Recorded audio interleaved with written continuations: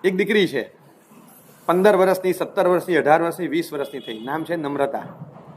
એ દીકરીના સંસ્કાર જોઈને ખાલી ઘરનાને નહીં, આજુબાજુવાળા બધાને વિચાર આવે કે અત્યારના ટ્રેન્ડ પ્રમાણે બાળકોમાં જે સંસ્કારો હોય ટીન એજમાં આવે પછી જે એમનો ફેરફારો જોવા મળે એ કોઈ ફેરફાર આમાં નથી દેખાતા. કે આટલી બધી સરળતા આ દીકરીમાં કઈ રીતે? એટલે જે આવે ને કે બાકી તમારી નમ્રતા કેવી પડે કે બહુ આખી બધાથી અલગ પડે છે. તો કે હા, બહારના સોસાયટીવાળા સંઘમાં જાય તો આજુબાજુમાં ચંપા માસી, કુસુમ કાકી જે બધા સામાયિક કરતા હોય એ બધા કે જે હોય બધા અંદર વખાણ કરે કે બાકી તમારી નમ્રતા માટે કેવું પડે કે નસીબદાર હશે જે છોકરો આને લઈ જશે, નસીબદાર હશે સાસુ જેને આવી વહુ મળશે. તમે તો ખરેખર કહું ને આવી વહુ તમારે ત્યાં નહીં આવે. જે આવશે દીકરી આવી નહીં હોય, જે જશે ને એ દીકરી કલ્યાણ કરશે તમારું. જોજો આ બધી વાતો સાંભળીને બધાને થાય. એકવાર પપ્પા મમ્મી 2 જણા બેઠા છે ઘરમાં, પતિ પત્ની. એ 2 જણા કે સાચે મને એમ થાય કે ક્યાંક નજર ન લાગે આપણી દીકરીને. આ નમ્રતા માટે બધા આટલા વખાણ કરે, તમને નથી લાગતું કે આપણે કંઈક વિધિ કરાવી દઈએ અને કાળો દોરો બેરાવી દઈએ? બાપા કે બધી વાત સાચી છે, પણ આ બધા કરતાં નમ્રતા જુદી જ છે. તો કે જુદી છે બધા બોલો છો, પણ જુદી છે એટલે કઈ રીતે જુદી છે? અકળાય મમ્મી.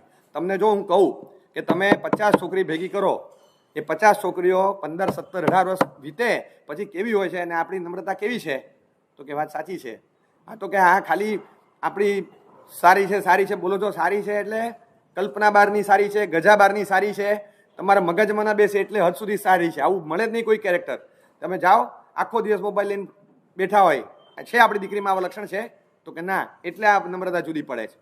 આ જે રીતે રખડપટ્ટી કરતા હોય, છોકરાઓ સાથે ફરતી હોય, છોકરીઓ સાથે ફરતી હોય ને શું ચેટિંગ કરતા હોય, આ છે આવા લક્ષણો કોઈ આપણી દીકરીમાં? તો કે ના નથી. તો કે એટલે આપણી નમ્રતા જુદી પડે છે. કે એને કોલેજમાં જાય, કોલેજમાંથી આવે ક્યાંય તમને ચિંતા થાય કે 15 મિનિટ મોડું કેમ થયું? આના માટે ચિંતા થાય કે ક્યાં હશે? તો કે ના, એટલે આપણી દીકરી જુદી પડે છે. બધાની હોય એની કરતાં આપણી નમ્રતા જુદી છે. એ કે હા 100% જુદી છે. આ આખો ઘરનો સંવાદ સાંભળો, સારાંશ એટલો જ હતો કે તમને 50 દીકરીઓ જોવા મળે પણ નમ્રતા જુદી છે. બરાબર છે? એટલે ગૌતમ સ્વામીને જુઓ ને ત્યારે તમને એવું લાગે કે આખી દુનિયામાં બધા ગુણો તમને જોવા મળે પણ ગૌતમ સ્વામીની નમ્રતા આખી જુદી છે. એમણે કઈ રીતે ઉછેર કરી આ દીકરીની, એમની દીકરી જ હતી સમજો નમ્રતા, પણ ગૌતમ સ્વામીજી મહારાજે કઈ રીતે આ દીકરીને ઉછેરી કઈ કલ્પનામાં નથી બેસતું કે નમ્રતા જુદી જ પડે છે. કારણ કે જે કેરેક્ટર હતું ને એ કેરેક્ટર કરતાં આખું જુદું છે. જો એક વસ્તુ છે, કોઈ પણ ગુણને કેળવવો હોય તો એ ગુણને કેળવવા માટે તમારે સખત પ્રયાસ કરવો પડે. એમને ગુણ કેળવાતો નથી. એક તો હોય ક્ષયોક્ષમ ભાવનો ગુણ. ક્ષયોક્ષમ ભાવ એટલે બજારની રૂખ, ચડતી પડતી ચડતી પડતી ચડતી પડતી ચડતી ચડતી ચડતી પડતી પડતી પડતી ગમે તે આવે. બજાર ક્યારે કેવું ચાલે, સોમવાર કેવો હોય, શુક્રવાર કેવો હોય, કાંઈ ખબર નથી. એ ક્ષયોક્ષમ ભાવના ગુણો બધા એવા છે. એ ગુણો કેવા ચાલશે એ કંઈ કલ્પનામાં આપણને બેસે નહીં.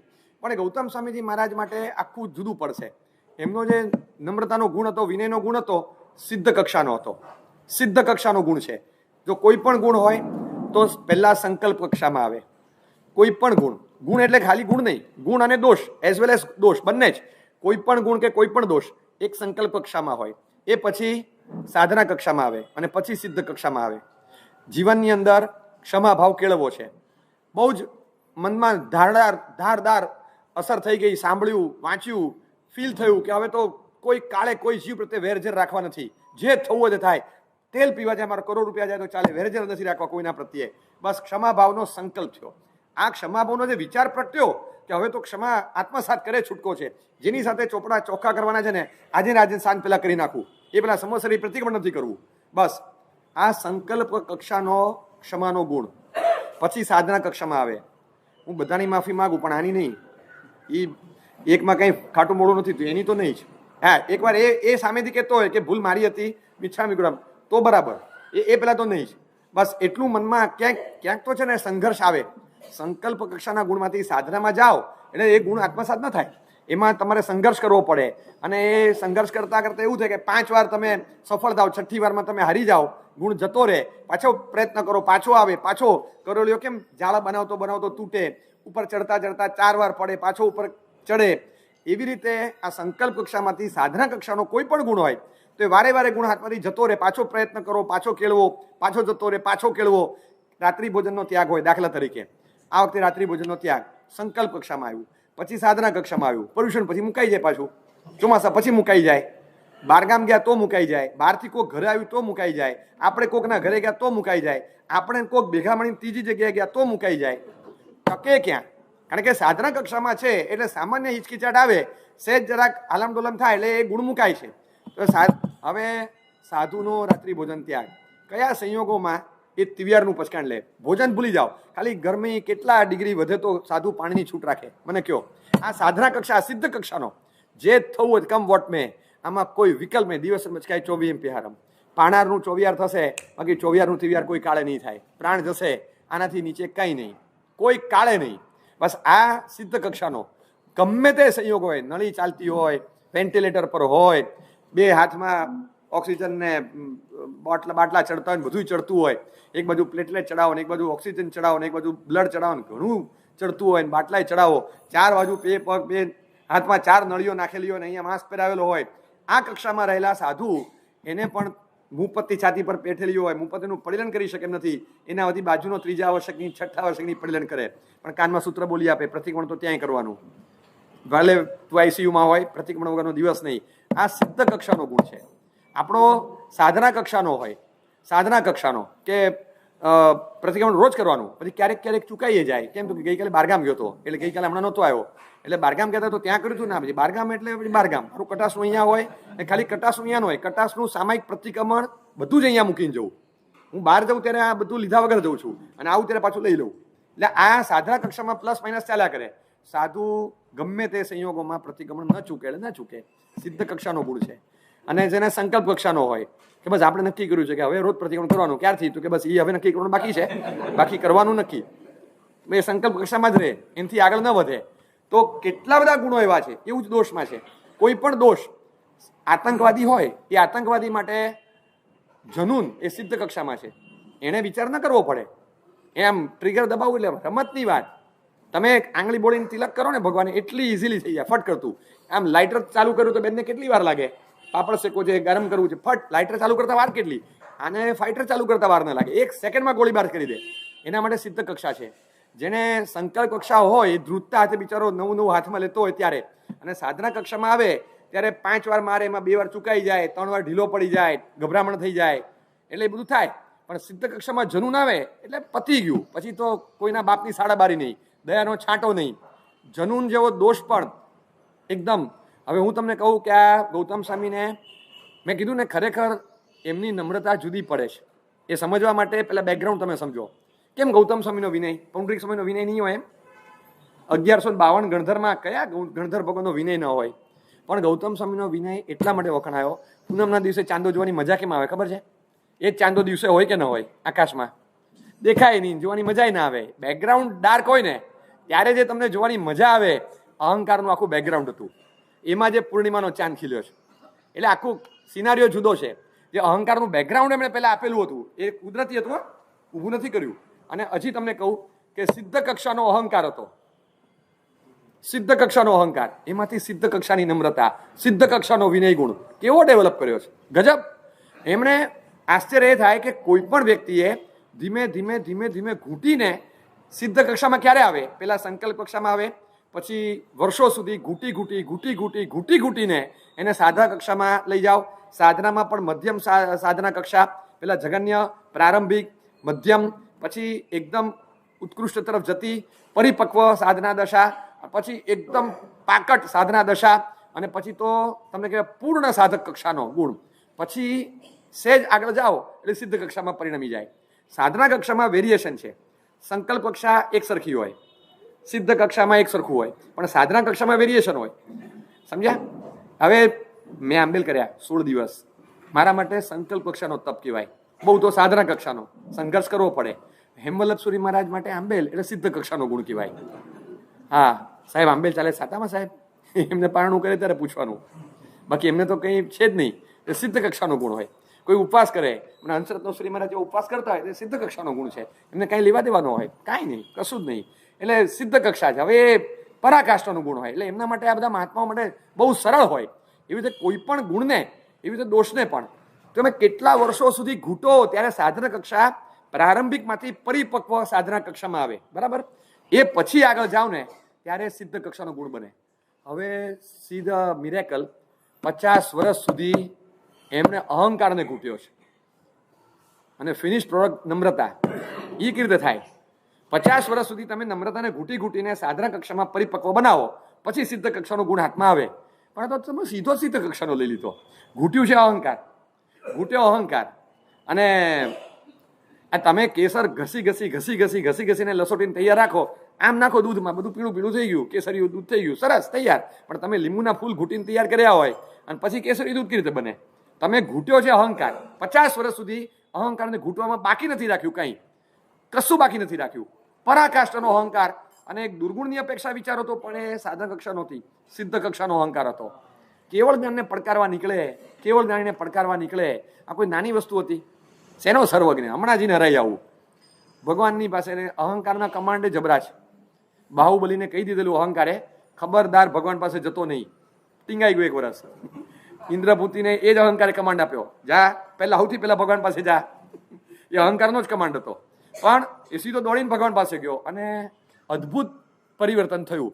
આટલું જે પરિવર્તન થયું છે એ સાધના કક્ષાનો નહોતો, સિદ્ધ કક્ષાનો દુર્ગુણ હતો. એમાંથી સિદ્ધ કક્ષાની નમ્રતા, સિદ્ધ કક્ષાનો ગુણ કઈ રીતે આવ્યો? સંકલ્પની કક્ષા નહોતી, સાધનાની કક્ષા નહોતી, સિદ્ધ કક્ષા હતી. દુર્ગુણની પણ અને ગુણની પણ.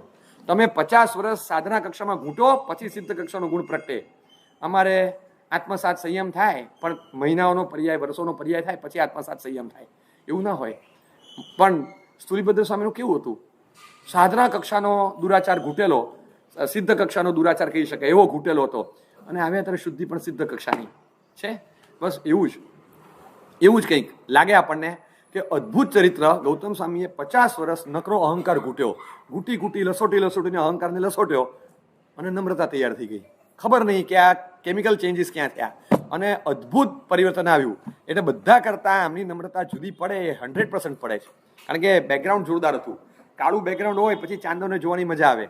એ બ્લેક બેકગ્રાઉન્ડ જે હતું ને અહંકારનું, એના કારણે ચોક્કસ બધા તીર્થંકરના ગણધરો પણ એવા જ નમ્ર હતા. પણ આમનું કંઈક હટકે, જરાક અલગ કેરેક્ટર હતું અને દેખાઈ આવે તમને. અને આટલું વિશિષ્ટ કોટીનો ગુણ એમણે ડેવલપ કર્યો. બીજું કે તમને અનુભવ હશે, અહીંયા જેટલા બેઠા છે ને એ બધા ઘરમાં રહો છો, બરાબર છે?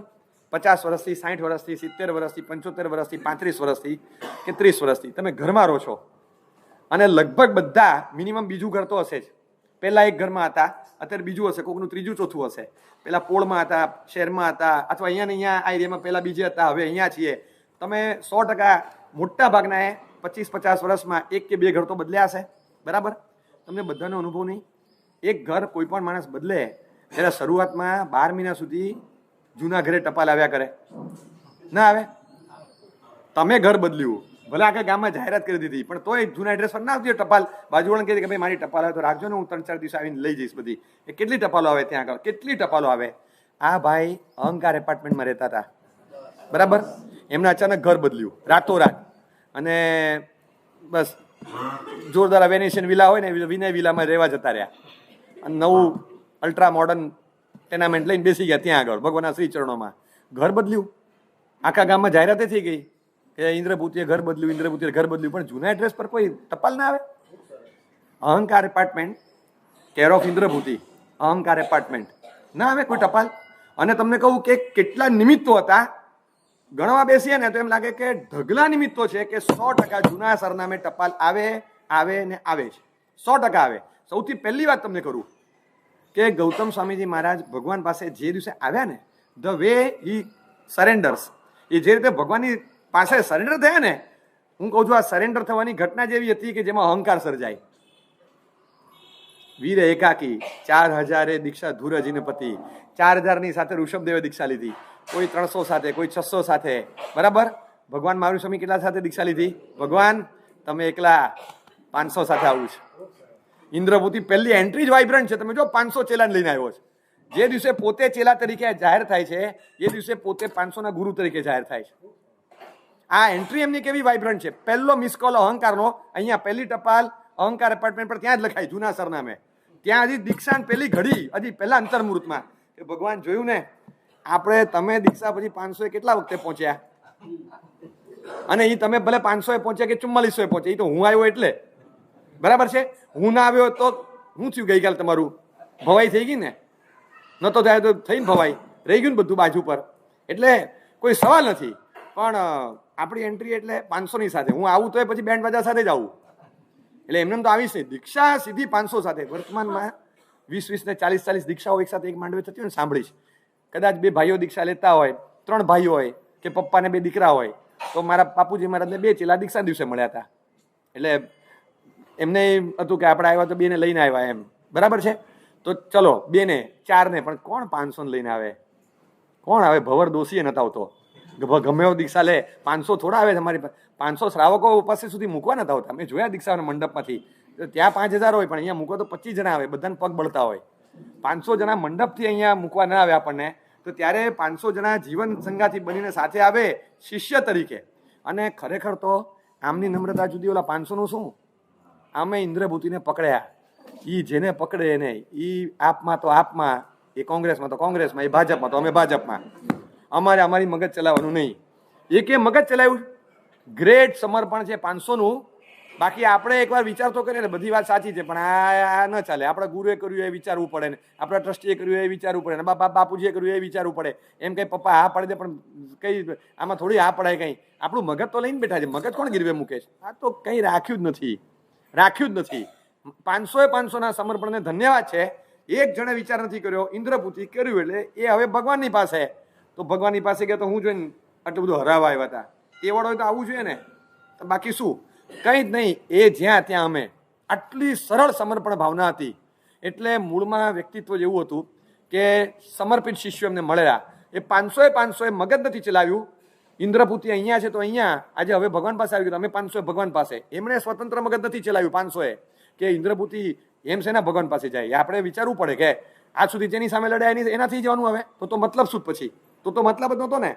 જે ટેગ નીચે તમે ચૂંટણી લડો છો અને પછી પક્ષ પલટો રાજકારણી કાંઈ હોય, જીસકી તળમે લડ્ડુ, બસ પતી ગયું. ઉગતો સૂરજ પૂજાય, જ્યાં હોય ત્યાં આપણે જતા રહેવાનું. એટલે સૌથી વધારે આપણે તો કંઈ છે જ નહીં ને. પાછું સૌથી વધારે આમ ને આમે જાય, ગમે ત્યાં જાય. કોણ? અપક્ષ. આ અપક્ષ નથી પાછા, આ વિપક્ષ છે. અને છાપેલા કાટલા જેવો માર ફાડ કાટલા છાપ વિપક્ષ છે. મરી જાય તો વર્ધમાનને સર્વજ્ઞ ન માને એવો ઘૂંટેલો વિપક્ષ. એ આટલા એ જ્યાં જાય ત્યાં અમે, અમારે મગજ નહીં ચલાવવાનું. એ કે આપણે અહીંયા તો કે અહીંયા બેસી ગયા અને 500ની સાથે વાઇબ્રન્ટ એન્ટ્રી લીધી. ત્યાં ભગવાને કે નહીં, ભગવાન તમે એકલા આવ્યા હતા ને? તો કે હા, જુઓ દબદબો જોઈ લો, બાપુ 500 સાથે આવ્યા. આમ કહી ન શકે જરાક, આમ ઇન્દ્રભૂતિ કહી ન શકે. 550 વર્ષથી ઘૂંટેલું હતું આમ કરવું. એટલે ભગવાન જોયું ને, ખાલી આમ જ કરવાનું હતું. તો આટલું કરતા કેટલી વાર લાગે? 50 વર્ષ સુધી જે આમ જ કરતો આવ્યો ને આમ જ કરતો આવ્યો, એ હાથ મુજ પર જતો જ નથી. આ ક્યાં ગયું? ક્યાં? 50 વર્ષથી અહંકાર ઘૂંટ્યો છે. 5 મિનિટ નથી થઈ તમને અહીંયા આવ્યા ને, અને સિદ્ધ કક્ષાનો નમ્રતા. એટલે કહું છું કે ખાલી નમ્રતાના વખાણ નહીં કરવાના. આમની નમ્રતા જુદી પડે છે. ગામ આખામાં નમ્રતા જોવા મળશે, સાધકોમાં જોવા મળશે, પણ ગૌતમ સ્વામીની નમ્રતા આખી જુદી પડે. એટલા માટે કે બધાય છે ને નાનપણથી મા બાપનો વિનય સાચવતા કેળવ્યો હોય, પછી પરિપક્વ કક્ષામાં પહોંચે. આમણે તો 50 વર્ષ અહંકારને ઘૂંટ્યો છે અને એમાંથી સિદ્ધ કક્ષાનો વિનય નિષ્પન્ન થયો. આમની નમ્રતા 100% જુદી પડે છે. એટલે અદ્ભુત કેરેક્ટર છે. આવી રીતે એમને પૂરો ચાન્સ હતો કે 500ની સાથે એન્ટ્રી થાય ત્યાં જ પહેલો મિસ કોલ આવે ને જૂના સરનામે ટપાલ આવે. ન આવી. બીજી શક્યતા ક્યાંથી ખબર છે? ભગવાન જેવા સમવસરમાં બેસે, પરમાત્મા બોલે નમો તીર્થસ્સ. પછી ના શિષ્યો લખે નમો તીર્થસના 4 અર્થ થાય. શાસનને નમસ્કાર. શાસન એટલે 4 અર્થ, જે વિશેષાંશક ભાષ્યમાં પ્રકાશભાઈ જણાવ્યા છે. એક, વર્ધમાન સ્વામી સ્વયં. બીજો અર્થ ઇન્દ્રભૂતિ, પહેલો ગણધર. આ શાસનના 4 અર્થ કર્યા છે કે નમો તીર્થસ્સ એટલે તીર્થને, શાસનને નમસ્કાર. એમાં 4 વિકલ્પ. પહેલા તીર્થંકર સ્વયં, તીર્થંકરના પટ્ટ ગણધર, પહેલા ગણધર. 11 નહીં, બધા પણ નહીં, 5માય નહીં, જેનું શાસન ચાલે નહીં, પહેલા ગણધર એટલે ગૌતમ સ્વામી જ આવે. તો ત્યાં ખોખારો તો ખાય કે શાસનનો બીજો અર્થ આ થાય. ત્રીજો અર્થ દ્વાદશાંગી, અને ચોથો અર્થ ચૌવીય સંગોવા એટલે ચતુર્વિધ શ્રી સંઘ. 4 અર્થ શાસનના લખ્યા છે. તો એમને થાય ને કે ભગવાન તમે નમો તીર્થસ્સ બોલો, એમાં તમારે જે કરો હું તો એક જ અર્થ પકડું છું. આ કયો અર્થ પકડતા હશે બોલો? એમને ખબર તો છે જ, દ્વાદશાંગની રચના એમણે કરી છે, એટલે 4 અર્થ એમણે જ કર્યા છે. તો કયો અર્થ પકડે? ભગવાન તમે નમો તીર્થસ્સ બોલો, એમાં અમે આવીએ છીએ નમસ્કારના પાત્ર તરીકે. જરાક આમ ગળું ખંખેરે નહીં, કંઈ જ નહીં. કે આ એક વિકલ્પ ગૌણ છે, બાકીના 3 પ્રત્યે અહોભાવથી છલકાતો છું, કંઈ જ નહીં. આ બીજો એક અવસર હતો કે જેટલી વાર પ્રભુ સવાર સાંજ નમોથી થશે બોલે અને ત્યાં ખોખારો ખાવાનું મન થાય. આ જૂના સરનામે ટપાલ ના આવે. ઇન્દ્રભૂતિને જૂના સરનામે એક ટપાલ નથી આવી કે ભગવાન આપણને નમસ્કાર કરે, કંઈ જ નહીં, ક્યાંય નહીં. ત્રીજો એક અવસર હતો કે જ્યારે ભગવાન પાસે આમ જેટલી વાર ગોયમાં તમે વાંચો 36,000 સવાલ પૂછ્યા ગૌતમ સ્વામીએ. કોણે? ગૌતમ સ્વામીએ. ફરી પૂછું, કોણે? ગૌતમ સ્વામીએ. કયા ગૌતમ સ્વામીએ? જેમના મનમાં એક જ સવાલ હતો, આત્મા છે કે નહીં, અને સવાલ પૂછી નહોતા શકતા. એવો દૈત અહંકાર હતો માથા પર સવાર થયેલો. એક પ્રશ્ન જે પૂછી નહોતા શકતા એ 36,000 સવાલ કઈ રીતે પૂછી શકે બોલો. અને પાછું એક સવાલ જે નહોતા પૂછી શકતા એ એવો હતો જે નથી ટપ્પો પડતો એનો પૂછવાનો હતો, તોય નહોતા પૂછી શકતા. અને આ 36,000 સવાલ એવા પૂછ્યા જેમાં બધો ટપ્પો પડે છે. ખબર તો બધી છે, ખાલી પૂછપૂછ કરે જ ભગવાનને. બધું પૂછપૂછ બધે ભગવાને કરે. પ્રકાશભાઈ તમારા બાપુજીનું નામ મને ખબર નથી, અંબાલાલ, પણ તોય તમે પૂછું કે મારે એમના મોઢે સંભળાવું છે. તમારું ગામ કયું, તમારા ભાઈનું નામ શું, તમારું નામ શું, તમારું, અરે ભાઈ મને બધી ખબર હોય પણ હું તમારા મોઢે બોલવા માંગુ છું. એમ ભગવાન પાસે જેને બોલાવવા અમને બધું ભગવાન કૈવીએ દવ્ય પન્નતે ગોયમાં છવ્વીએ દવ્ય પન્નતે ધર્માસ્તિકાય અધર્માસ્તિકાય 6 દ્રવ્ય છે. એટલે આપણે 9 તત્વ ભણ્યા હોય તો ખબર પડે. વાત સાંગી રચી, તમને ખબર નથી કયા 6 દ્રવ્ય? ભગવાન લોક, હા, લો એવા અલો એવા, લોક અને અલોક બે. ઓહો વિસ્મય ભાવ. ઓ મારા ભગવાને લોક અને અલોક બે વાત જણાવી. અરે આ બધું તમને ખબર છે શું નાટક નહોતું, વિસ્મય હતો. આ વિસ્મય 36,000 સવાલ પૂછે છે. પ્રત્યેક સવાલે આખું ભગવતી સૂત્ર છે ને એ કેવું છે કે એક બાજુ ભંતે ને એક બાજુ ગોયમાં, એક બાજુ ભંતે ને એક બાજુ ગોયમાં, એક બાજુ ભંતે ને એક બાજુ ગોયમાં. ગજબની રફતાર છે. જેટલી વાર ભંતે આવે ને તો તમને સમર્પણની સરગમ વાગતી એવું ચાલે. અને જેટલી વાર ગોયમાં આવે એટલે જરા સૌભાગ્યની સરવાણી છૂટતી હોય ને એવું લાગે. ભગવાન નામ લઈને બોલે. બીજી વાત કે એકે સવાલ એવો છે કે કોઈના દ્વારા પૂછાયો, લખીને પૂછાયો, ટેક્સ્ટ મેસેજ કર્યો, ચિઠ્ઠી મોકલી, જરા પૂછો ને ભગવાનને કે દ્રવ્ય કેટલા હોય. મોઢે મોઢ પૂછ્યા છે. મોઢે મોઢ જ્યારે જવાબ આપવાનો હોય ત્યારે વ્યવહાર કેવો હોય? વચન વ્યવહાર. એમાં નામ લઈને દેવાનો હોય. તમે મને પૂછો કે સાહેબ આપ કેટલા દિવસ રોકાવાના, તો હું હે કેતનભાઈ એમ કહીને છોડો કે તમને હે ગોયમાં એમાં નામ શું લેવાનું? સામે બેઠા છે એમાં મને નામ શું લેવાનું? સંબોધન ત્યાં આવે કે જ્યારે ત્રાહિત વ્યક્તિ હોય કોઈ અને ત્રીજી વ્યક્તિની વાત કરવાની હોય, નો થર્ડ પર્સન. બે ફર્સ્ટ સેકન્ડ પાર્ટી સામસામે જેમાં સંબોધન કર્યા વગર સીધું વાર્તાલાપ થાય ને, હું ને તમે, પહેલો પુરુષ એક વચન અને બીજો પુરુષ એક વચન, એટલું જ જોઈએ. એમાં વ્યાકરણનો નિયમ છે, એમાં નામ લેવાની ક્યાં જરૂર? 36,000 વાર ગોયમાં આવે એટલી વાર યા ભગવાન આપણું નામ બોલ્યા, ભગવાન આપણું નામ બોલ્યા. હા, આમ 15 મિનિટમાં 2 વાર તમારું નામ આવ્યું ને, આમ મજા આવી કે નહીં? પૂછો, આવી કે નહીં? કે આટલા બધા હતા પણ બાકી બાપુ નામ આપણું આવ્યું. પાછળવાને વિચાર આવે કે આરું વ્યાખ્યાનમાં આગળ બેસવા જેવું છે. થાય ને તો ગોયમાં ન થાય. 36,000 વાર એટલે હું તમને કહું, નોટ અ સ્મોલ ફિગર. 30 વર્ષ હતા. 30 વર્ષના દિવસ કેટલા થાય? 30 વર્ષમાં દિવસ કેટલા થાય? 10,000 જેવા થયા. એટલે સરેરાશ રોજ 3 થી 3.5 વાર. દરેક દેશનામાં સવારે 2 વાર, સાંજે 2 વાર, સવારે 2 વાર, સાંજે 2 વાર. દરેક દેશનામાં 2 વાર કે દિવસમાં 3-4 વાર ગોયમાં. દર 3-4 કલાકે એકવાર ભગવાન નામ લે. 14,000 શિષ્યોમાં એક જ કે જેનું નામ મને કહો કે 36,000 વાર જે શિષ્યનું નામ ગુરુના મુખે ચડ્યું હોય, ભર સભામાં આટલી વાર ચડ્યું હોય, સવાલના જવાબ આપતા પહેલા સંબોધન નામથી બોલાવીને પછી આપે. મિસ કોલ આવે કે નહીં અહંકારનો? જૂના સરનામે ટપાલ આવે કે ના આવે? મને કહો. પૂરો હક છે. અને વાહ બાપુનો, બાકી ભગવાન જવાબ પણ આપે તો આપણું નામ બોલે ને પછી જવાબ આપે. બાકી આ અદ્ભુત હતું કે ત્યારે ભગવાન ગમે તે થાય પણ ભગવાનના નામ બોલવાની પ્રક્રિયા પર અહીંયા અહંકારના સરનામે જૂની ટપાલ આવે જ. એ આવે જ પણ નથી આવી. ક્યાંય અહંકાર નથી સ્પર્શ્યો. ભગવાન નામ બોલેનો આનંદ ચોક્કસ, ગૌરવંતું નામ, ચલો એનો આનંદ ભરચક હોય, પણ એમાં મુખ્ય ભગવાને જવાબ આપ્યો ને અને જે કન્ટેન્ટ જાણવા મળ્યું, ઓહો, એ જ્ઞાન પ્રાપ્તિ, ભગવાન દ્વારા થયેલી જ્ઞાન પ્રાપ્તિ કરતા પણ ભગવાન દ્વારા થયેલો ઉઘાડ. બસ એનો આનંદ એટલો હતો કે મને નામ ગૌણ થઈ જતું હતું. ગોયમાં તો કે એ બાજુ પર બાકીનું બધું જ પકડતા હતા. ગોયમાં તો ઠીક ભગવાન બોલ્યા, એનો આનંદ ચોક્કસ, પણ એ પકડીને આપણે હોઈએ ને તો આપણે ગોયમાં અટવાઈ જઈએ, બાકીનું બધું ગૌણ થઈ જાય. ભગવાન ગોયમાં ને ગૌણ કરીને બાકીનું બધું પકડતા હતા. એમને કંઈ હતું જ નહીં મનમાં. એટલે કોઈ જૂના સરનામે ટપાલ ત્યારે નથી આવી કે જ્યારે ભગવાન તમારું નામ 36,000 વાર બોલે. એની કરતા મોટી વાત, એની કરતા ચડિયાતી કે જેમાં આમાં તો મને લાગે છે 100% ખાતરી સાથે કહું કે 100% અહંકારના સરનામે ટપાલ જાય. 100%. એક દર્દી છે, આમને કંઈક તબિયત બગડી છે. એ ભાઈએ એમના નાના ફિઝિશિયન છે અહીંયા, એ ફિઝિશિયનને કીધું, સાહેબ હમણાં અઠવાડિયે આમ થાય છે, આમ છે, બધું શું કરું? કીધું કે એક કામ કરો, તમે દવા આપું છું. એ તમને દવા આપી. પેલા મોટા ડૉક્ટરે ના પાડેલી કે કંઈ અસર થાય એમ નથી, હવે તમે અત્યારે ભૂલી જાઓ, નસીબે સારું થશે નહીં તો આમે મરવાનું, જે 6-12 મહિના વહેલું મોડું. નાના ડૉક્ટરે જે ફિઝિશિયન હતા અને ઘરના હતા, એને આખી જૂની કુંડલી જાણતા હોય આપણી, એટલે બધું જોઈને કીધું કે તમે ચિંતા ના કરો, લાલ પીળી થોડી ભરી આપી, સવારે બપોરે લીધે રાખજો. અને 15 દાડામાં સારું થઈ ગયું. નોર્મલ રિપોર્ટ બધા કાઢે, નોર્મલ, એકદમ નોર્મલ. પછી ખાલી આપણે એક જૂની પરંપરામાં ઘરેડમાં ટેવાયેલા કે ભાઈ સેકન્ડ ઓપિનિયન લેવો સારો, સેકન્ડ ઓપિનિયન, બરાબર છે.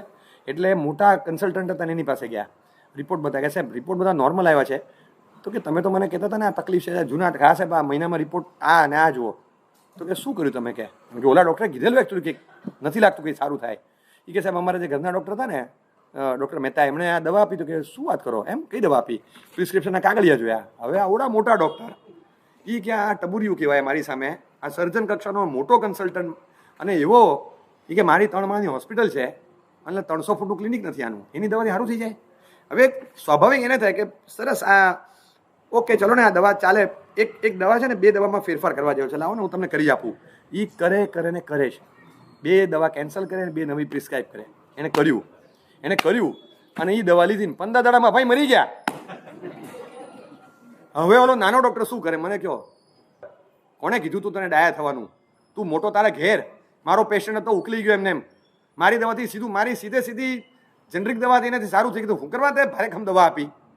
એને તો ગામ આખામાં કહેતો ના રે, મોટા ડૉક્ટરની બરાબરની ઉતારે કે નહીં ફિલ્મ.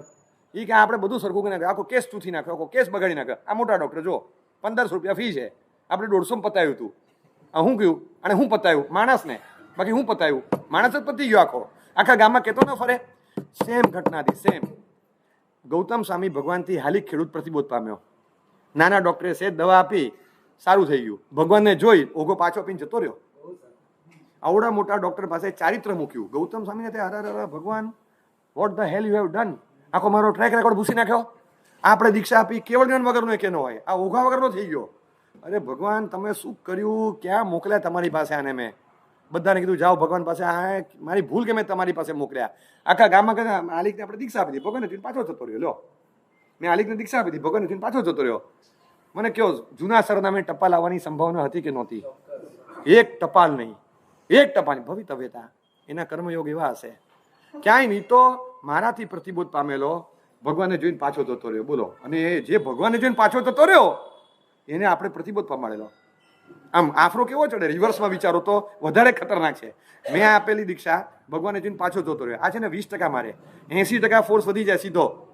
ભગવાનને જોઈને જે પાછો જતો રહ્યો ને એ પ્રતિબોધ આપણાથી પામેલો.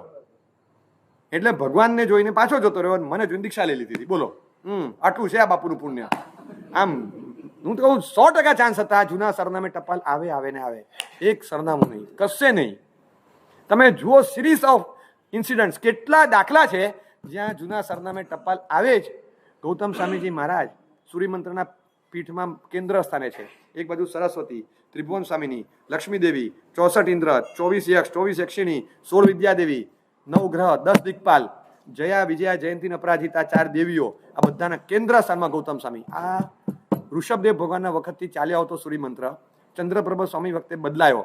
એ પછી મહાવીર સ્વામી ભગવાને પહેલાં 2100 અક્ષરનો, પછી સિંક્રોનાઇઝ કરીને અત્યારે 450 ઉપર અક્ષરનો. એટલે તમે 450 અક્ષર 34 શ્લોક પ્રમાણે થાય અંદાજે. તમે ગણો ને તો 11-12 શ્લોક પ્રમાણે સંતિગ્રામ જેટલો થાય આખો સૂર્યમંત્ર ગણો તો અંદાજે. એવો સૂર્યમંત્ર છે. આ રચના કોણે કરી? રચના સ્વયં ભગવાન મહાવીર સ્વામીએ કરી છે. આના રચયિતા ભગવાન મહાવીર સ્વામી. પ્રયોજન શું? એમને સૂર્યમંત્રની રચના કરવાનું પ્રયોજન શું? ત્રિપદી ભગવાન રચના કરે, સૂત્રાત્મક રચના તીર્થંકર ન કરે. એ ત્રિપદી આપી દે, આ કામ ગણધરોનું. કોઈ સૂત્રાત્મક રચના ક્યારેય તીર્થંકર ન કરે. એ ત્રિપદી આપી દે, એ ત્રિસૂત્રી એમની. ઉપનયવા, વિગમયવા, ધુવયવા. હવે તમે દૈત મોટું સર્જન કરો, આવડું મોટું દ્વાર સાંગીનું તમારું કામ. પણ સૂર્યમંત્રનું સૂત્રાત્મક સર્જન આખું ભગવાને કર્યું. પ્રયોજન કાંઈ? મારા ગૌતમને ભલે ને આનંદ થાય. હા, જેના પરમ આનંદ સુખ કાજે પ્રભુ વીરે સ્વયં. જેના પરમ સુખ આનંદ કાજે પ્રભુ વીરે સ્વયં. પ્રગટ પ્રભાવક મંત્રની રચના કરી હતી શ્રીમયમ. સ્મરતા હતા, સ્મરશે, સ્મરે છે સૂર્યો તે મંત્રને, તે ગૌતમ સ્વામી સદા મન વાંછિતો આપો મને. ગૌતમ સ્વામી ભગવાનને આનંદ થાય, એને સુખ થશે, લાવ એને કંઈક એવું આપું ગિફ્ટ, એમ મજા આવી જાય. આની રચના કરનાર ગૌતમ સ્વામીજી મહારાજના આનંદ માટે રચના કરનાર કોણ? મહાવીર સ્વામી ભગવાન. અને હવે હાઈટ ઓફ સૌભાગ્ય જુઓ કે રચના કરનાર ગૌતમ સ્વામીને કેન્દ્રમાં મૂકે છે. ભગવાન મહાવીર સ્વામી રચયિતા છે, એ એવો મંત્ર બનાવે જેમાં કેન્દ્ર સ્થાનમાં ગૌતમ સ્વામી હોય. કેન્દ્ર સ્થાનમાં ગૌતમ સ્વામી છે અને એની ફરતા વલયમાં 24 તીર્થંકર મૂક્યા છે. હા, 11 ગણધરનું વલય, પછી 24 તીર્થંકરનું વલય. તમે યંત્ર જુઓ તો આમ મગજમાં હજી હું આટલા દિવસ અંદર હતો ને હું વિચારું, મેં કીધું ગૌતમ સ્વામીજી શું સ્થાન મેળવ્યું છે ભગવાનના હૃદયમાં? તમે કોણ એવું બનાવે, કોણ બનાવે કે જેમે કેન્દ્ર સ્થાન પોતાના પટધરનું આપે, રચયિતા પોતે છે, ઉપાસ્ય તત્વ, પરમ ઉપાસ્ય તત્વ એવું કંઈક બનાવે. અને એ જ્યારે ખબર પડી કે હે ભગવાને ગૌતમ સ્વામીને કેન્દ્ર, મને ગૌતમને કેન્દ્રમાં રાખીને રચના બનાવી, વાહ વાહ, વટ છે આપણો યાર, કમાલ. બાકી ભગવાને મારા પર જેટલું છે ને એટલું એકે પર નહીં. આમ મિસ કોલ આવે કે નહીં બોલો? જૂના સરનામે આવે કે ના આવે? ટપાલ, એક ટપાલ નહીં, એક ટપાલ ન મળે તમને. ઢગલા નિમિત્તો છે. એક દિવસ હશે ને 50,000 શિષ્યો થયા, એક ઝટકે નથી થયા. પહેલા 500 થયા, પછી 300 થયા, અષ્ટાપદ તો 1500 લઈ આવ્યા, એ જે હશે તે. પણ આ કરતા એક દિવસ એવો આવ્યો 13995, 13,995 હતા. ક્યાં 6 જણા મળી ગયા, સીધા 6 જણા મળી ગયા. એ 6 ને લીધા, સ્કોર થયો 14001, 14,001. અને એ 6 નવાને લઈ 13,995 કેવળી અને 6 નવા એ અંદર આવે એટલી વાર છે, એમાં હમણાં કેવળ જ્ઞાન થવાનું. અને જેવા અંદર આવે ભગવાન 14,001 રેકોર્ડ તોડ્યો બાપુ આપણો. આમ થાય કે ન થાય મને કહો? એ દિવસે આવે કે નહીં જૂના સરનામે? સીધા 50,000 નથી થયા, 3.5 ગણા ભગવાન કરતા. પણ એક સમય હતો, એક સમય કે જે દિવસે તમે એક સ્ટેપ આગળ જાઓ, તમે બોલો નહીં, પણ મનમાં ન થાય, માનવ સહજ મનમાં કે ભગવાન તમારાથી, ભલે તમારી કૃપાથી જ થયું છે બધું, પણ 50,000 પ્રોપર્ટીઓ વસાવી છે આ માણસે કહું છું, આ માણસે 50,000 પ્રોપર્ટી વસાવી છે. પણ એ માણસથી મહામાનવ એટલે છે કે 50,000નો દસ્તાવેજ ભગવાનના નામે કર્યો છે. કે મારા બધા શિષ્યો છે દસ્તાવેજ ભગવાનના નામે બોલે, મારો એકેય નથી, હું એક ભગવાનનો છું. આ પ્રોપર્ટી લીઝ ઉપર મૂકેલી છે. ક્યાં મારી કોઈ પ્રોપર્ટી હોય? ક્યાં મારી છે? હું પોતે ગીરવે મુકાયેલો છું, મોર્ગેજ આઈટમ છું, ક્યાંય નથી રાખ્યું પોતાનું. આ મને હજી ખબર નથી પડતી કે સિદ્ધ કક્ષાનો નમ્રતા વિનયનો ગુણ કઈ રીતે કેળવ્યો. ખરેખર તમને કહું છું કે નમ્રતા જુદી છે, આમની વિનય જુદો છે. કેટલા નિમિત્તો મળે, તમે જાઓ અંદર આવે નહીં કેટલી વાર, અને તમે આવીને બેસો અને આમ જ્યાં હોય ત્યાં ભગવાનનું નામ આવે, બધે થાય નહીં. આમ અનંત લબ્ધિઓ બધે એ અલગ પ્રકારનું કેરેક્ટર જોવા મળે, થાય નહીં. મનમાં અહંકારના નિમિત્તો સળવળે નહીં, ક્યાંય કોઈ સળવળાટ નહીં. જૂના સરનામે તમને એક આટલું કંઈ જોવા નથી મળતું. તો કઈ રીતે નમ્રતા બધાએ ઘૂંટી છે. આપણે પ્રયત્ન કરતા હોઈએ, બા બાપુજીને પગે લાગીએ, ગુરુવંદન કરીએ, બધું કરીએ, આપણે ઘૂંટીએ. આપણે નથી કરતા એવું નહીં, પણ આપણીને ભગવાનની ગૌતમ સ્વામીની નમ્રતામાં ફરક છે. અકળાઈને કહેશે તમે આ ખાલી વખાણ ના કરો, આ નમ્રતા જુદી છે, 100% જુદી પડે છે. બીજાની નમ્રતાઓ જુદો ના, આપણી નમ્રતા જુઓ, આમની આ નમ્રતા જુદી પડે છે. બોલે મમ્મી જે અકળાઈને બોલતા હતા ને, એ હક છે ગૌતમ સ્વામીની નમ્રતા માટે કહેવાનો કે પૂરેપૂરી એ ગામની વિનય નમ્રતા કરતા એમની વિનય નમ્રતાની પરિણતિ આખી જુદી પડે. એનું કારણ શું? હવે એ જાઓ આપણી નમ્રતા. હું તમને કહું, 14 વિદ્યા ભણ્યા હતા, 14 વિદ્યાના પારગામી હતા, અને અહંકાર એના પરથી જ ઊભો થયેલો ને. જ્ઞાનના બેઝ પર તો અહંકાર હતો. એમનો અહંકારનો બેઝ કયો હતો? કુળનો નહીં, શક્તિનો નહીં, રૂપનો નહીં, મુખ્ય જ્ઞાનનો બેઝ હતો. 14 વિદ્યા ભણ્યા પછી જેમને અહંકાર આટલો ઉકળ્યો હોય, પૈસાનો અહંકાર જેને હોય, એ પૈસા કમાય વધારે તો શું થાય? બરાબર છે. જેને શક્તિનો અહંકાર હોય, એ બીજા બે જણને ઢીમ ઢાળી દે એને શું થાય? અહંકાર ઉછળે. જેને રૂપનો અહંકાર હોય, એ પાછો બ્યુટી કોન્ટેસ્ટમાં નંબર લઈ આવે તો એનો અહંકાર ઉછળે. જે બેકગ્રાઉન્ડ પર, જે બેઝ ઉપર તમે અહંકારને આટલો વિકસાવ્યો, એ બેકગ્રાઉન્ડમાં તમને અપસ્કેલ થાવ છો તમે ત્યારે શું થાય? અહંકાર ઉછળે. 14 વિદ્યાના પારગામી હતા, અહંકાર આટલો બધો ઉછળ્યો. હવે તમે દ્વાદશાંગીના અંતર્મૃતમાં રચયિતા બન્યા, તો અહંકાર કેમ ન ઉછળ્યો? કેમ નહીં? એનું કારણ 14 વિદ્યાની પારગામી પણ હતું ને, એ બધો પુરુષાર્થ વિદ્યા હતી. અને આ ધીસ વોઝ ટોટલી પ્રસાદ વિદ્યા. આ ભગવાનની કૃપા કે ભગવાનના મુખે ત્રિપદી મળી. બાકી ઉપનયવા, વિગમયવા, ધુવૈવા, આનો ગુજરાતી અર્થ થાય વસ્તુ ઉત્પન્ન થાય છે, વસ્તુ નાશ પામે છે, વસ્તુ સ્થિર રહે છે. હવે આ ક્રિયાપદ એમણે ક્યાંય 14 વિદ્યા ભણ્યા એમાં આ ક્રિયાપદ આવતા નહીં હોય એમ. ઉપને એવા વિગમે એવા ધુવે એવા એટલે બરાબર છે. તો ઉત્પન્નેતી, વિગમેતી અને ધુવૈતી તો આ 3 ક્રિયાપદ આવતા નહીં હોય ક્યાંય. આટલા શ્લોકો ભણ્યા એમાં એ ગમે તે જાતે ભણ્યો હોય જુદું ને એ 3 પદ ગુરુના મુખે મળે. તમારો દ્વારસાંગીની રચનાને અનુકૂળ ક્ષયોપશમ વિકસી ગયો. આ 3 પદ 1000 વાર એમણે 100% ક્રિયાપદ વાંચ્યા હશે. 14 વિદ્યામાં આવ્યા જ હોય. આ નથિંગ ન્યૂ. ક્રિયાપદ અક્ષર તરીકે આવ્યા જ હશે આ, પણ એ જ ક્રિયાપદ એમને આપણે ઘણીવાર કહેતા હોઈએ અને આપણે ત્યાં લખ્યું છે વજ્રસ્વામીનું ચરિત્ર છે એમાં લખે છે કે એમની પાસે જેટલા ગાથા લેતા પાઠ લેતા ને બહુ ઝડપથી થઈ જાય. જેને કલાકમાં 5 ગાથા થતી હોય એમની પાસે ગાથા લે કલાકમાં 15 ગાથા થાય. એવી રીતે વજ્રસ્વામીના ચરિત્રમાં લખ્યું છે કે એમનો ક્ષયોપશમ એવો હતો કે એમની પાસે લીધેલું જલ્દી ચડતું હતું શિષ્યોને, એટલે લોકો લાઈનમાં ઉભા રહે કે ના તમારી પાસે જ ગાથા લેવી છે. આ ક્ષયોપશમ એમનો એવો હતો તો થાય બને તો ગૌતમ સ્વામીજી મહારાજે મને એમ લાગે છે કે 50 ભણ્યા આટલું દ્વારસાંગીની, પણ ભગવાનના મુખે જે મળ્યું ને એટલે એમના મનમાં હતું કે ભગવાનના મુખે આ ત્રિપદી મળીને આ જ 3 શબ્દો તમે ઘણીવાર વાંચ્યા છે. આ શબ્દો નવા નથી, પણ ભગવાનના મુખે મળ્યા ને એ આખા જુદા હોય, એનો આનંદ આખો જુદો હોય. ઉદ્યાન તપની આરાધના થાય, 18 પતે અને નૌકારની વાચના સિદ્ધવડના ઝાડ નીચે બેસીને આપી હતી. લોકો રડતા હતા. નૌકાર તો નાનપણથી શીખેલો, કોઈ છઠ્ઠો કર્મગંધ ભણેલું, કોઈ જીવિચાર ભણેલું, કોઈ સકલતીર્થ ગોખતું હોય, અને તમે ખાલી જુઓ ને આમ હિપકા ભરે સાહેબ નૌકાર મળ્યો. નવો છે કે એક લોગાસ ના આવડે તો 4 નૌકાર રોજ બોલતા હતા. એ નૌકાર મેળવવાની સાધના માટે નૌકાર જ ગણતા હતા ને પાછા એ બધે ગણતા હતા. પણ આજે જે મળ્યો સાહેબ આનંદ છે. આજે આનંદ છે. અત્યાર સુધી જે હતો એ ઠીક છે, દત્તક લીધેલો હતો. આજે તો 9 મહિના પ્રસૂતિની પીડા વેઠીને પછી જન્મ આપેલો નૌકાર છે સાહેબ. એ એડોપ્ટેડ કઈ કિડ હોય અને કન્સીવડ બાળક હોય, એ બેમાં ફરક છે સાહેબ. આમ જે એ નૌકારને મેળવવાનો જે આનંદ હોય ને એવો પ્રસાદ વિદ્યા કે ભગવાનની કૃપાથી દ્વારસાંગની રચના થઈ. પુરુષાર્થ વિદ્યાનો અહંકાર થાય, પ્રસાદ વિદ્યાનો અહંકાર ક્યારેય ન થાય. એટલે જે ગુણ આપણામાં કેળવાય ને એ ગુણને એક ડિવાઇન ટચ આપવાનો, એકદમ ડિવાઇન ટચ, દિવ્ય તેજસ્વી સ્પર્શ આપવાનો. ભગવાન આ ગુણ પણ આપની કૃપાથી છે. ન તપનું અજીર્ણ થાય, ન ક્રિયાનું અજીર્ણ થાય, ન જ્ઞાનનું અજીર્ણ થાય, ન શક્તિનું અજીર્ણ થાય. કશું જ મને કોઈ ચીજનું છે મને આફરો નથી, કારણ કે આપની કૃપાથી થયું છે. મને એક સ્તવન સરસ આવડે છે ને આપની કૃપાથી, 2 શબ્દ બોલતા આવડે છે પ્રભુ આપની કૃપાથી, 2 શબ્દ સરસ સમજાવતા આવડે છે ને પ્રભુ આપની કૃપાથી, કોઈ સવાલનો જવાબ આપતા આવડ્યો ને પ્રભુ આપની કૃપાથી, 5 વર્ષ પહેલા સાંભળેલું યાદ રહ્યું ને પ્રભુ આપની કૃપા. બાકી હું તો હમણાં ભૂલી જવા વાળો. પ્રસાદ વિદ્યા તરીકે કોઈ પણ ગુણને તમે કેળવો, આ બધા એમની નમ્રતા એટલે જુદી પડતી હતી કે એવરીવેર એ પ્રસાદ વિદ્યા તરીકે આ ભગવાનની કૃપા. ગૌતમ સ્વામી આપણી નમ્રતા જબરજસ્ત. ભગવાનની કૃપા. ભગવાન છે જેવા ભલ ભલો નમ્ર થઈ જાય, ભલ ભલો ઓગળી જાય, પીગળી જાય, મારા પ્રભુ છે જેવા. એટલે મેં ગુણ કેળવવાની નવાઈ નથી, પણ આલંબન જેવું હતું ને કે ક્યાં જાઓ ગુણ કેળવ્યા વગર રહી જ ન શકો તમે. ક્યાં જાઓ એ છે જેવા, શું કરીએ બાકી. બસ એ પ્રસાદ વિદ્યા તરીકે. એટલે ઈશ્વર અનુગૃહિત નમ્રતા, સ્વપુરુષાર્થથી ઉત્પન્ન થયેલી નમ્રતા કરતા ઈશ્વર અનુગૃહિત નમ્રતા એટલે કે ભગવાનની કૃપા દ્રષ્ટિમાં આવી ચૂકેલી નમ્રતા એ જુદી જ હોય. એનો અહંકાર ક્યારેય ન થાય. પોતાના પુરુષાર્થથી કોઈ પણ ગુણ કેળવો એકવાર અહંકાર થશે, પણ ભગવાનની કૃપાથી આ આવ્યું છે એ જે દિવસે આવ્યું ને ત્યારે કદાપી અહંકાર ન થાય ને. એટલે જ નમ્રતા જુદી પડતી હતી. અદ્ભુત નમ્રતા 100% જુદી પડતી હતી. આપણને મનમાં થાય કે કેમ આપણામાં ના આવે આવું, આપણામાં કેમ ના આવે, આપણે ક્યાં ખૂટે છે, ક્યાં આપણે કાચા પડીએ. ભગવાનને કહીએ તો ખરા નમ્રતા એટલે કઈ ખાવાના ખેલ છે.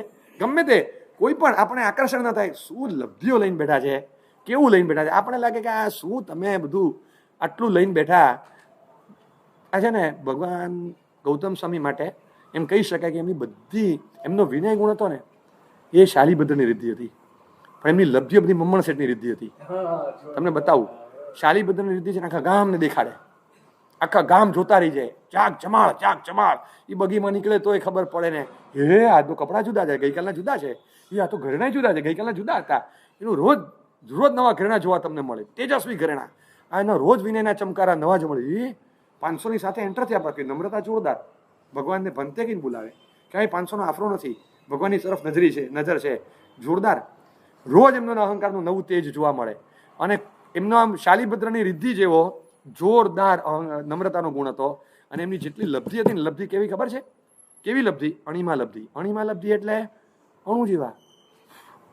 આમ ફૂંક મારવાનું રૂનું પૂમડું કેમ ઉડે એવી રીતે હળવા ફૂલ રૂના પૂમડા કરતા લાઇટ વેઇટ થઈ જાય એમને એમ જાય ગૌતમ સ્વામી સૂર્યનું કિરણ પકડીને ઉપર ગયા.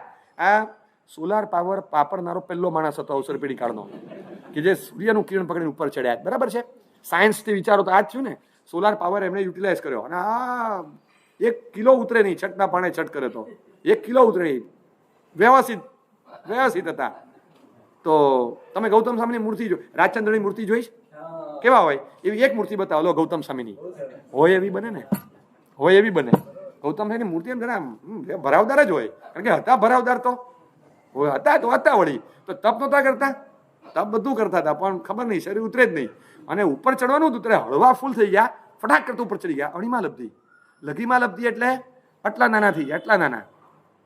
આમ ઢોળાયેલો રાઈનો દાણો હોય, આમ ખિસ્સામાં પકડીને ખિસ્સામાં કેમ નાખી દો, એમ કોઈ પણ વ્યક્તિને આટલો નાનો કરીને ખિસ્સા મૂકી શકાય, આટલી નાની સાઈઝમાં. એવી લઘીમાં લબ્ધી હોય. આવી એક લબ્ધીઓ આવે. લબ્ધી કેરીનો રસ બનાવ્યો છે, 4 જણા જમવાના છે. અચાનક આવ્યું 6 જણા જમવા લઈને આવું છું, હું 6 જણા જમવા લઈને આવું છું. કેરી નથી અત્યારે, હવે પહેલાં કેવું જોઈએ ને, હવે ક્યાં લેવા જાઓ ક્યાં રસ કાઢો. તો ગૌતમ સ્વામીજી મારે કંઈ ચિંતા ના કરવાનો, આમ રસમાં અંગૂઠો બોલીને પીરસવા માંડ. 10 જણા જમી લેશે ને તોય વધશે. એ જોરદાર છે, આ અંગૂઠાની તાકાત છે ને. એમને અમૃત હશે, અંગૂઠે અમૃત હશે, આંગળીમાં નહીં, વેઢામાં નહીં, પેઢામાં નહીં, ક્યાંય અમૃત અંગૂઠામાં હશે. હા, અંગૂઠે અમૃત હશે. બસ એ હવે ખૂટશે નહીં. પીરસ્યા જ કરો, પીરસ્યા, અંગૂઠો અંદર નાખવાનો અને પીરસ્યા કરવાનું.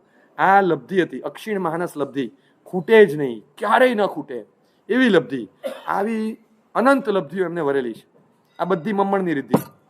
મમ્મણ પાસે હતું બધું, એક વસ્તુ ભોગવી નથી. એક વસ્તુ એમણે જો કે ઉપયોગ નથી કર્યો લબ્ધિનો. એક વસ્તુ આખા એમના જીવન ચરિત્રને ફંફો સીધો 2 વાર લબ્ધિનો પ્રયોગ, એ 2 અષ્ટાપદ પર.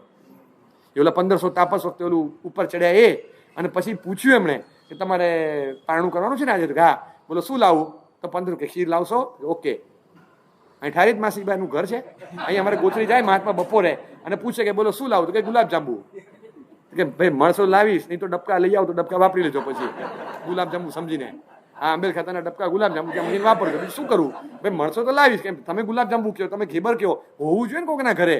ગૌતમ કે ભલે મળી ગયો કોક ખીર વરાવનારો અને લઈ આવ્યા. 1500 જણને ખીર વપરાવી. બધા કે આપણા ગુરુને કીધું ખીર લઈ આવ્યા, ગજબ.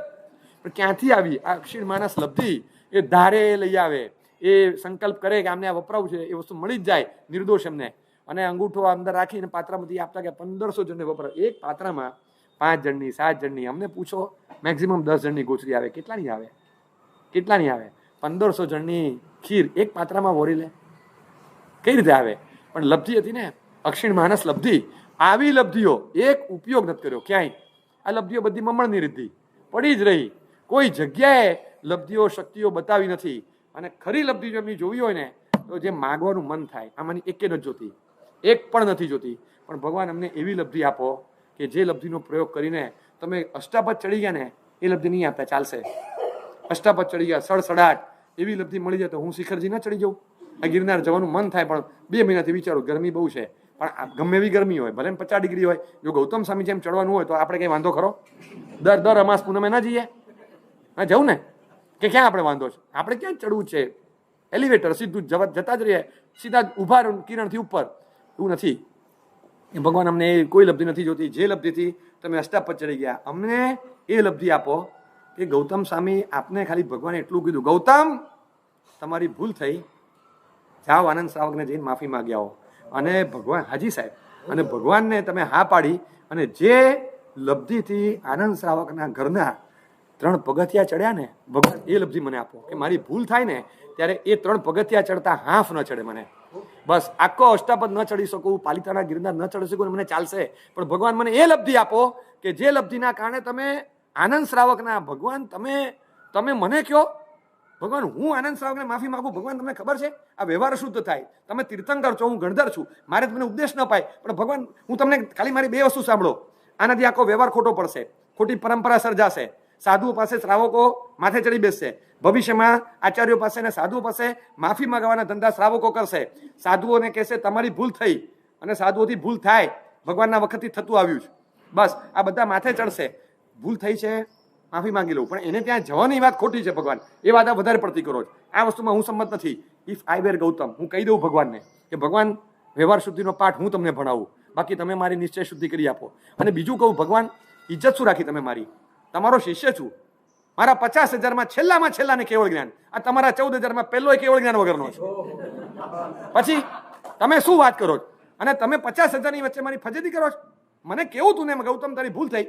ગૌતમ એક મિનિટ અહીંયા આવજો જરા, નીચે આવો ને, દેવચંદામાં મળો મને, સાઈડમાં લઈ જાઓ, એકાંતમાં લઈને. આવડા મોટા માણસની ભૂલ જાહેરમાં કાઢવાની?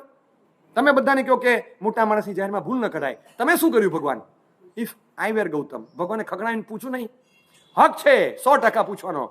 કોઈ જૂના સરનામે ટપાલ નથી આવતી કે ભગવાન તમે 50,000 કેવડીના ગુરુ, તમારી કરતા 3.5 ગણા શિષ્યો ક્વોન્ટિટી વાઇઝ, ક્વોલિટીમાં તમારા 14,000માંથી 5% 700, 10% એટલે 1400 અને 5% એટલે 700, 5% કેવળ જ્ઞાની, એમાંય હું નહીં પહેલો. અને મારા 100%, મારો છેલ્લામાં છેલ્લો, હજી હમણાં દીક્ષા આપીને, મારે દીક્ષા આપવું એટલે ગિફ્ટ યોજના છે. ઓઘો લ્યો કેવળ જ્ઞાન ગિફ્ટમાં, ઓઘો લ્યો કેવળ જ્ઞાન ગિફ્ટમાં, બસ આટલું. સર્ફ એક્સેલનું પડીકું ગિફ્ટમાં. એની જેમ હું તો સર્ફ એક્સેલના પડીકાની જેમ આપું કેવળ જ્ઞાન. તમે કરાવો સાધના. આમ ભગવાનને થઈ જાય મનમાં કોકવાર આમ અળવિતરી અનુપ્રેક્ષા કર્યું તો થાય કે ભગવાને થાય કે 12.5 વર્ષ સાધના કરી એની કરતા હે ગૌતમ તારો શિષ્ય થયો હોત તો મારું વહેલું પતત. આમ ન થાય કોઈને મનમાં. આવું સૌભાગ્ય જૂના સરનામ એક ટપાલ નથી. મારે કહીએ કે ભગવાન આવડા મોટા સ્તર પર રહીને તમારી જાહેરમાં તમને જાહેરમાં તમારા ગુરુ કહી શકે ને, બસ આ સૌભાગ્ય અમને કાયમ આપજો કે અમારા વડીલ મને જાહેરમાં પણ કંઈ બે શબ્દ કેવું હોય તો અચકાય નહીં. ક્યારે પણ એમને વિચાર ના આવે કે આને સાઈડમાં બોલાવીને કહું બધાની વચ્ચે કહીશું એને નહીં ગમે. અને બીજી વાત, મને કીધું 1 સેકન્ડમાં હું સ્વીકારીને સુધારી શકું, આ સામર્થ્ય મને આપજો. એવો મોટો ક્યારેય નહીં બનાવતો કે મારા વજનથી હું નીચે પડું. બસ એવો મોટો ક્યારેય નહીં બનાવતો. બસ એવો મોટો બનાવ કે અનેકને ઉપર લઈ જવું, પણ એવો મોટો વજનદાર ન બનાવતો કે મારા વજનથી જ મારું વજન જ મને પાડે, એવો ન બનાવતો. આમ ગૌતમ સ્વામી પાસે આ વિનય માગવાનું મન થાય કે ભગવાન આપનો અનુગ્રહ દ્રષ્ટિથી પૂત પવિત્ર થયેલો આ વિનય છે કે જે ગૌતમ સ્વામીને કહે જાઓ શ્રાવકની માફી માગો. શ્રાવક 50,000 કેવડીના ગુરુ, મન પરજ્ઞાની, પ્રથમ ગણધર, અનંત લબ્ધિના નિધાન. આ ભગવાન એમ કે જાઓ હાજી સાહેબ બનતે ગયા. આમ શું કહેવાય, ગજબ. અને ત્યાં મોકલીએ તો આપણને થાય ને કે બસ આપણે કીધું એટલે જવાનું. એક જૂના સરનામે ટપાલ નથી આવતી. ગજબનું વ્યક્તિત્વ છે. આટલું બધું જોયું અને છતાં કોઈ જગ્યાએ ક્યાંય કરતા ક્યાંય. અને હજી એક છેલ્લી ઘટના તમને કહું કે જેમાં 100% તમને થાય કે અહંકાર હું હોઉં તો મને 100% આવે. 5-15 હોઈએ ને ખબર ના પડે, પણ આમ 750નો સમુદાય હોય, 750નો સમુદાય. અને ત્યારે એ 750ના સમુદાયમાં સંમેલન ચાલતું હોય, 18 સમુદાય ભેગા થયા હોય. દરેક સમુદાય વતી સંમેલનમાં કોઈ રજૂઆત કરવાની હોય. એક જાહેર સભા છે અને સંમેલનના આઉટકમની જાહેરાત છે. દરેક સમુદાયના એક પ્રવક્તા કોઈ પણ, નેમિસુરી સમુદાય પ્રવક્તા સમજો કે ફલાણા આચાર્ય મહારાજ છે એ બોલશે. સાગર સમુદાય એમના પ્રવક્તા ફલાણા મહાત્મા છે કોઈ પણ. પછી ગચ્છદાય બુદ્ધે એમનો અવાજ ના પહોંચે, કોઈ પણ એક મહાત્માને કહેશે અમારા વતીની રજૂઆત આ કરશે, આ સમુદાય વતી આ રજૂઆત કરશે. દરેક સમુદાય વતી એક સ્પોક્સ પર્સન હોય. એક તો સમુદાય મોટો 750 પોણા 800 સાધુના સમુદાય. ગચ્છાધિપતિ કે ઉદયવલ્લભ મહારાજ આપણા સમુદાય વતી તમે બોલજો. ઉદયવલ્લભ મહારાજ ફાળકું થઈ જાય. 750 વતી આઈ વોઝ નોમિનેટેડ. 750ના પ્રતિનિધિ તરીકે મને કીધું કે તમે બોલો. 14,000 શિષ્યો છે. અધૂરી દેશના પતે આવો અને 5 ફીટ પર બેસીને બાકીનું ગૌતમ સ્વામી લલકારે. રોજ દેશનામાં ભગવાનની અધૂરી દેશના વખતે 5 ફીટ પર બેસી અને ભગવાન વતી અને એ દેશના ગૌતમ સ્વામી આપે ત્યારે છદ્મસ્ત હતા અને કેવડી પ્રસદા પણ બેઠી રહે. તમે સમજો, છદ્મસ્ત બોલે અને કેવડી સાંભળે છે. ઘટના શું છે ત્યાં? એ વખતે એ પોતે બોલે અને સાંભળે એ વખતે એમને થાય નહીં કે જૂના સરનામે એક ટપાલ આવી ગઈ. ના આવે. આટલા શિષ્યો હતા પણ બાકી ભગવાનની દેશના અધૂરી રહે એ બધા પૂરું કરે રોજ. ભલે પાઠ ભલે સુધર્મ સ્વામીની ચાલે બધી, દેશનામાં તો આપણે જ બેસવાનું. પછી આ ન થાય, બને નહીં. કોઈ તીર્થંકર ભગવાનની દ્વારસાંગી જુદી હોય, પાર્શ્વનાથની દ્વારસાંગી જુદી. ગૌતમ સ્વામીજી મહારાજના 11 ગણધરો હતા. ટોટલ 11 ગણધરો ગૌતમ સ્વામી 11 એટલે 11ની દ્વારસાંગી જુદી હતી. જેટલા તીર્થંકરના જેટલા ગણધરો, દરેક ગણધરની દ્વારસાંગી જુદી ચાલે ને. આમાં લખ્યું છે કે ગૌતમ સ્વામી હોય કે સુધર્મ સ્વામી હોય, બંનેનો સૂર્યમંત્ર એક હતો. એટલે સુધર્મ સ્વામીની પરંપરામાં થયેલા બધાએ પણ કેન્દ્ર સ્થાને ગૌતમ મહારાજને રાખીને એ સૂર્યમંત્રને સ્વીકાર્યો છે. એટલે શું સૌભાગ્ય છે કે જેની દ્વાદશાંગી જુદી હોય એ પણ સૂર્યમંત્રમાં કેન્દ્ર સ્થાન તમારું સ્વીકારે છે.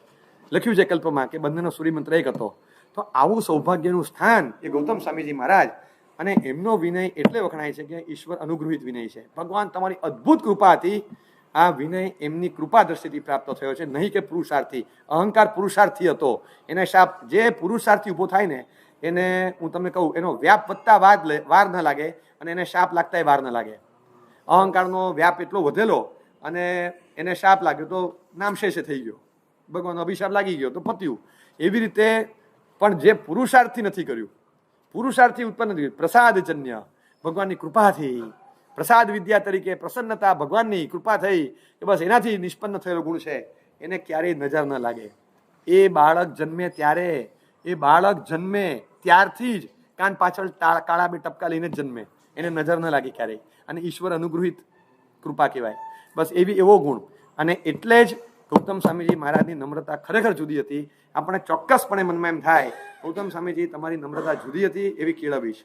અમારી નમ્રતા એવી કેળવી છે કે જે ઈશ્વર અનુગ્રહિત હોય. અહંકાર આમ છે ને નાના નાના સ્થાનમાં, એમના જેવું સ્થાન નથી આવતું કે આપણે આમ કેન્દ્ર સ્થાનમાં હોઈએ ને એવી રીતે કહેતો ના. એવું તો આપણું ક્યાંથી થાય? એવું તો ક્યારેય બનતું નથી કે કેન્દ્ર સ્થાનમાં આપણું હોય, એવું આમ ન થાય. એટલે આમ થાય ને મનમાં, ઘણી વાર આમ મનમાં થાય કે દૂર દૂર બેઠા હોઈએ ને કોઈ ખાલી કેવા આવે, સાહેબ પાલિતાણા છો? તો કે હા. પાવાપુરી છો? જીરાવલા છો? હા. સાહેબ અમદાવાદ જો કંઈ કામ કરે? અમદાવાદ ક્યાં રહો? હા, નાણપુરા દેવખીનગરમાં. એમ છે ને? તો આપણે મૌલિકભાઈ મળો તો ધર્મલાભ કહેજો. અરે મૌલિકભાઈ હવામાં ઉડે. આપણે સાહેબ ધર્મલાભ કેવડાવ્યા, ધર્મલાભ કેવડાવ્યા. અને માણસ હવામાં ક્યારે ઉડે? જ્યારે વજન વધે ત્યારે હવામાં ઉડે. બાકી હવામાં ક્યારે ઉડે? હળવો ઉડે. હળવો નહીં, હલવો થઈ જવાનો ને એવું ઉડે. સાવ વજન વધે ત્યારે માણસ હવામાં ઉડે. અને હવામાં ઉડે બસ આટલા ઘર હતા 700, પણ સાહેબની સેવા કરી, પણ સાહેબે યાદ રાખ્યો, સાહેબે યાદ રાખ્યું. કોઈને નહીં આપણને ધર્મલાભ કેવડાવ્યા. થાય તો ખરું મનમાં સૌભાગ્યનો આનંદ, સૌભાગ્યનો, પણ ઊંડે ઊંડે આપણે ક્યાંક એવા ઉદય ભાવ પણ સ્પર્શી શકે છે. ત્યારે ગૌતમ સ્વામીજી મહારાજને કાંઈ સ્પર્શના નથી, કંઈ અડતું નથી. ભગવાન પાસે માગીએ કે ભગવાન આવો ગુણ, આવો એટલે મારા પુરુષાર્થથી હું ઘૂંટી ઘૂંટીને તૈયાર કરું, પણ એકવાર આપની દ્રષ્ટિ પડે ને આપના દ્રષ્ટિથી અનુગ્રહિત થયેલો, પવિત્ર થયેલો એ ગુણ, કે હવે આ ગુણને ક્યારે પણ કંઈ નજર લાગશે નહીં. બસ આટલું. એટલે આપણે કશું નહીં, આપણે તપ કેળવ્યો, મને તપનો અહંકાર ન થાય. મેં જ્ઞાન મેળવ્યું, મારા જ્ઞાનનો અહંકાર ન થાય. મેં કઈ શક્તિ કેળવી, એનો અહંકાર મને ન થાય. એટલે શું કરવાનું? મારે એ શક્તિ, એ જ્ઞાન, એ તપ એકવાર ભગવાન પાસે લઈ જવું. ભગવાન કરી આટલું કરો ને, હા બસ આટલું કરી દો, બસ નજર ન લાગે ને આમ ટચાકા બે ચાર ફૂટી જાય ને તમારા, તો મને અહંકાર ન નડે. બસ આ ગૌતમ સ્વામીજી મહારાજ માટે આમ 10 આંગળીના ટચાકા ફોડી દીધા હતા ભગવાને, કે જા બેટા કલ્યાણ કર, તને તારી નમ્રતા જુદી રહેશે. આ અવસર પેઢીમાં આવો નમ્ર માણસ નહીં પાકે. આપણા દરેક ગુણને આ પરિપાટી પર કેળવવા છે.